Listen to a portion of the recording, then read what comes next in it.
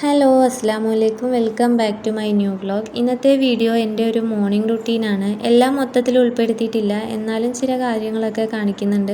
പിന്നെ ഗോതമ്പ് പൊടി കൊണ്ട് ചെയ്തെടുക്കാൻ പറ്റുന്ന ഒരു അടിപൊളി പൊറോട്ട റെസിപ്പി കൂടി ഉൾപ്പെടുത്തിയിട്ടുണ്ട്. അപ്പോൾ വീഡിയോ എല്ലാവരും സ്കിപ്പ് ചെയ്യാതെ മുഴുവനായിട്ട് കണ്ടു നോക്കുക. എണീറ്റ ഉടൻ തന്നെ ഞാൻ ഫോൺ എടുക്കാറില്ല, അതുകൊണ്ട് നിസ്കാരവും കാര്യങ്ങളൊന്നും കാണിക്കുന്നില്ല. അത് കഴിഞ്ഞ് കുറച്ച് നേരം കിടക്കും, എന്നിട്ടാണ് ഞാൻ കിച്ചണിൽ കയറാറ്. കിച്ചണിൽ കയറിയ ആദ്യം തന്നെ ചായയിലാണ് തുടങ്ങുക. ചായ എല്ലാ മോർണിംഗിലും പതിവാണ്. അതിപ്പോൾ ഒഴിച്ചുകൂടാൻ പറ്റാത്തൊരു കാര്യമായിട്ടുണ്ട്. ഇപ്പോൾ കാലത്ത് തണുപ്പും മഞ്ഞിൻ്റെ മൂടലും ഒക്കെ ഉള്ളത് കൊണ്ട് തന്നെ ഒന്ന് ഓണാവാൻ ചായ ഇല്ലാതെ പറ്റില്ല. ഇവിടെ ഈ ഒരു ടൈമിൽ നല്ല തണുപ്പും മഞ്ഞും ഒക്കെ ഇറങ്ങാറുണ്ട്. ചൂടുകാലം എത്ര സഹിച്ചാലും തണുപ്പ് കാലം എന്നെക്കൊണ്ട് താങ്ങാൻ കഴിയില്ല. നല്ലതുപോലെ തണുപ്പുണ്ട് ഇവിടെ. അതുകൊണ്ട് ഇപ്പോൾ നേരത്തെ എണീക്കുക എന്നുള്ളത് വൻ ടാസ്ക്കായിട്ട് തോന്നുന്നുണ്ട് പലപ്പോഴും. അങ്ങനെ ചായയൊക്കെ റെഡിയാക്കി ഞങ്ങൾ ചായ കുടിച്ചുകൊണ്ടിരിക്കുകയാണ്. ഇന്ന് എന്തായാലും പുറത്തിറങ്ങുന്നില്ല, അകത്ത് തന്നെ ഇരുന്ന് ചായ കുടിക്കാമെന്ന് വിചാരിച്ചു. മക്കൾ രണ്ടാളും നല്ല ഉറക്കത്തിലാണ്, എണീറ്റിട്ടില്ല. അങ്ങനെ ഞങ്ങളുടെ ചായ കുടിയൊക്കെ കഴിഞ്ഞു. അധികം ഇരുന്നാൽ ശരിയാവില്ല, ബ്രേക്ക്ഫാസ്റ്റ് ഉണ്ടാക്കണം. കിച്ചൻ്റെ ഡോറ് തുറന്നപ്പോൾ മഞ്ഞ് ഇപ്പോഴും പോയിട്ടില്ല. ഫോണിലൂടെ അത്രയ്ക്ക് ക്ലിയർ ആവുന്നൊന്നുമില്ല, നേരിട്ടൊരു പുക പോലെ നിൽക്കുന്നുണ്ട്. റേഷൻ കടയിൽ നിന്നും കിട്ടുന്ന ഗോതമ്പ് പൊടി കൊണ്ട് പൊറോട്ട ഉണ്ടാക്കാമെന്ന് കരുതി. ഇത് ചപ്പാത്തി ഉണ്ടാക്കുന്ന പണിയേ ഉള്ളൂ, എളുപ്പത്തിൽ തന്നെ ചെയ്തെടുക്കാം. വീശി അടിക്കുകയൊന്നും വേണ്ട, അധികം ഓയിലും വേണ്ട. ഏകദേശം 2 കപ്പ് ഗോതമ്പ് പൊടി ഞാൻ എടുത്തിട്ടുണ്ട്.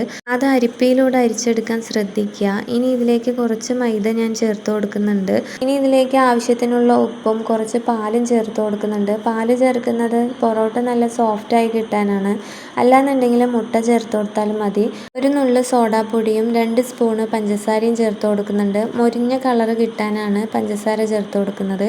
ഇനി എല്ലാം നല്ലതുപോലെ മിക്സ് ചെയ്ത് യോജിപ്പിച്ചെടുക്കുക. ആവശ്യത്തിനുള്ള വെള്ളം കുറേശ്ശെ ചേർത്ത് കുഴച്ചെടുക്കാം. ചപ്പാത്തി മാവിനേക്കാൾ കുറച്ചൊന്ന് ലൂസായിരിക്കണം, അതാണ് ഈ മാവിൻ്റെ പരുവം വേണ്ടത്. ഇതുപോലെ ആയാൽ മാവിന് കൗണ്ടർ ടോപ്പിലേക്ക് മാറ്റി വലിച്ച് തന്നെ കുഴച്ചെടുക്കാം. മൈദ കുഴച്ചെടുക്കുന്നത് പോലെ അധികം കുഴച്ചെടുക്കേണ്ട ആവശ്യമൊന്നുമില്ല, നമ്മളെ കൊണ്ട് പറ്റുന്നത് പോലെ കുഴച്ചെടുത്താൽ മതി. ഒന്ന് മയത്തിൽ കുഴച്ചെടുത്താൽ ഇനി ഇതുപോലെ നീളത്തിലാക്കി കൊടുക്കുക. എന്നിട്ട് വലിയ ഉരുളകളാക്കി ഉരുട്ടി മാറ്റി വെച്ച് കൊടുക്കുക. അതാ ഇതുപോലെ എല്ലാം ചെയ്തെടുത്തിട്ടുണ്ട്.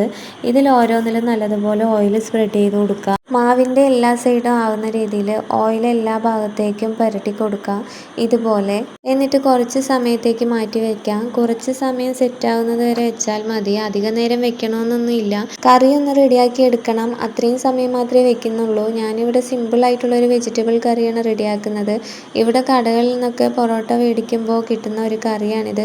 കുക്കറിൽ തന്നെ റെഡിയാക്കി എടുക്കാൻ വെച്ചിട്ടുണ്ട്. ഇനി മാറ്റി വെച്ച ബോൾസ് എല്ലാം പരത്തിയെടുക്കുക. പരത്തുന്നതിന് മുമ്പായിട്ട് കൗണ്ടർ ടോപ്പിൽ കുറച്ച് ഓയിൽ സ്പ്രെഡ് ചെയ്യുക, അല്ലാന്നുണ്ടെങ്കിൽ ഒട്ടിപ്പിടിക്കാൻ ചാൻസ് ഉണ്ട്.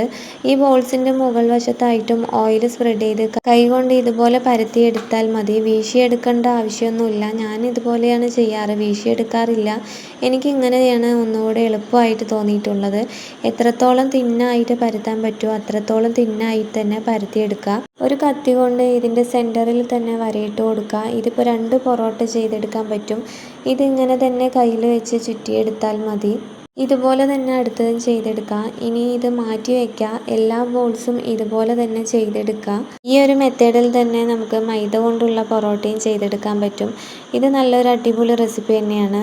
ചപ്പാത്തിയൊക്കെ കഴിച്ച് മടുത്തവർക്ക് ഒന്ന് മാറ്റി പിടിക്കാൻ പറ്റിയൊരു ഐറ്റമാണിത്.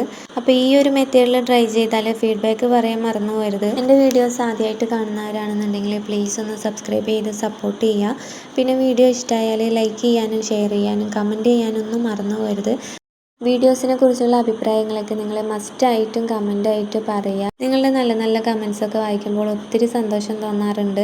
അതുകൊണ്ടാണ് മസ്റ്റായിട്ടും കമൻ്റ് ഇടുക എന്നുള്ളത് പറഞ്ഞത്.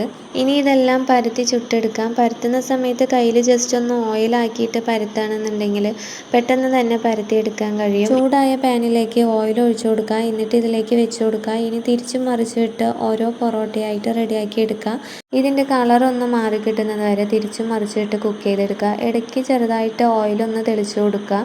വേണമെന്നുള്ളവർ മാത്രം ഓയിൽ തെളിച്ചു കൊടുത്താൽ മതി. നല്ല ടേസ്റ്റുള്ള പൊറോട്ട തന്നെ കിട്ടും. ലെയറൊക്കെ കറക്റ്റ് അതുപോലെ തന്നെ ഉണ്ടാവും. ഇതിങ്ങനെ തിരിച്ചും മറിച്ചൊക്കെ ഇട്ട് ഇതിൻ്റെ കളറൊക്കെ ഒന്ന് ചേഞ്ചായി ഒരു പൊറോട്ടൻ്റെ രൂപത്തിലൊക്കെ ആയി കിട്ടും.